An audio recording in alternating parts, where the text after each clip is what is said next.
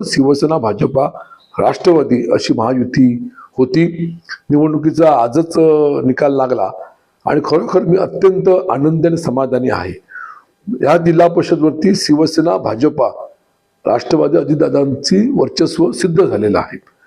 55 जागांपैकी 19 ठिकाणी बीजेपी आहे, 15 ठिकाणी शिवसेना आहे, राष्ट्रवादी 6 ठिकाणी आहे.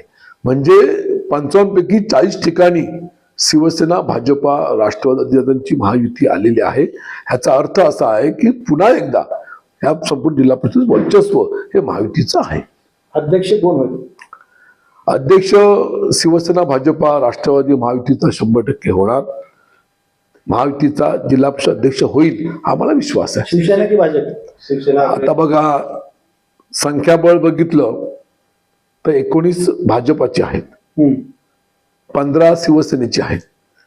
त्यामुळे या ठिकाणी महायुतीचा अध्यक्ष होऊ शकतो आणि त्यामध्ये शिवसेनेचा अध्यक्ष होऊ शकतो निश्चितपणे. का त्या तोडीला सुद्धा आमचे सदस्य निवडून आलेले आहेत.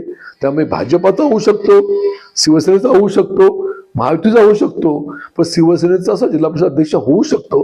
आणि तो अध्यक्ष झाल्यानंतर निश्चितपणे मलाही खूप आनंद वाटतो का संप्रमुख जबाबदारी घेतल्यानंतर जिल्हा परिषदचा अध्यक्ष हा शिवसेना भाजप राष्ट्रवादीचा झाल्याचा आनंद नक्कीच मला मिळेल. एबीपी माझा, उघडा डोळे बघा नीट.